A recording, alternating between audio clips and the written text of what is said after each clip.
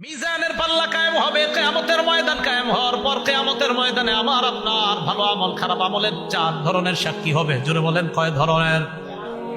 4 সাক্ষী হয়ে যাবে, 4 জন সাক্ষী, 4 ধরনের সাক্ষী। মনে রাখেন সহজে।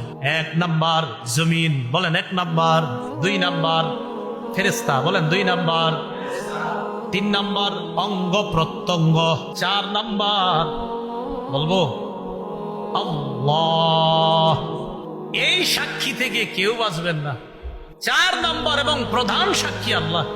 এইখানে মায়া দয়া পাইতে পারেন, কিন্তু অন্য জায়গায় যারা সাক্ষী দিবে একদম কোনো ছাড় নাই। 4 ধরনের সাক্ষীর কথা মাথায় রাখেন। 1 নাম্বার জমিন, 2 নাম্বার ফেরেশতা, 3 নাম্বার অঙ্গ প্রত্যঙ্গ, 4 নাম্বার প্রধান সাক্ষী আল্লাহ। জমিনের মধ্যে এই আজকে মসজিদ থেকে বের হওয়ার পর আমি আপনি যখন হাঁটবো, এখন থেকে চিন্তা করবেন জমিনের উপর হাঁটতেছি। আরিফ বিন হাবিব বলে গেল আজকে কোরআনে নাকি আছে যে জমিন হবে আমার সাক্ষী কিয়ামতের মাঠে। আজকে থেকে যতবার হাঁটবো অন্তত কিছু সময় চিন্তা করব জমিন আমার সাক্ষী। সূরা মুলকের 16 নম্বর আয়াতে আল্লাহ বলেন, আমিনতুম মান ফিস সামাই আইয়াখসিফা বিকুমুল আরদ ফাইদা হিয়া তামুর।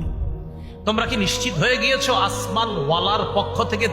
তোমরা কি আসমান ওয়ালার ব্যাপারে নিশ্চিত হয়ে গিয়েছো যে তিনি তোমাদেরকে জমিনে ধসিয়ে দিবে না, আর জমিন তোমাদেরকে নিয়ে থর থর করে কাঁপবে? এই অবস্থা থেকে তোমরা নিশ্চিত হয়ে গিয়েছো?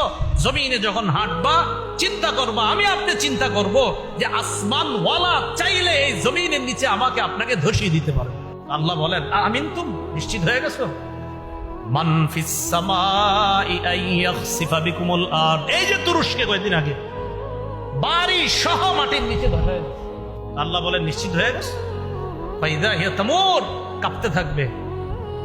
তাহলে বলেন তো আমাদের সাক্ষীর 1 নাম্বার সাক্ষীর নাম সূরা জিলজাল 4 নাম্বার আয়াত।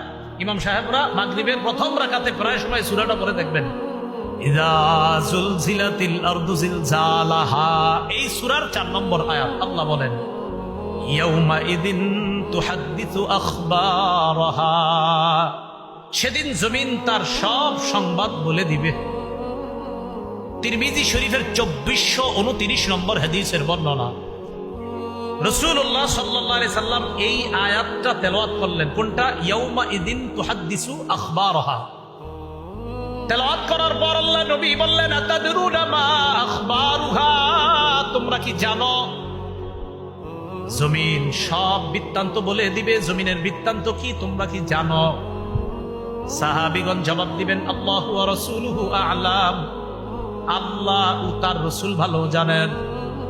নবীজি বলেন ফাইন্না আখবারাহা আন তাশহাদা আলা কুল্লি আবদিন আও আমাতিন বিমা আমিলা আলা যহরিহা আন তাকুলা আমিলা কাযা ওয়া কাযা ইয়াউমা কাযা ওয়া কাযা। নবী বলেন জানো জমিন তার বৃত্তান্ত বর্ণনা করবে। এর মানে কি? সাহাবীরা আল্লাহ রাসূল ভালো জানেন।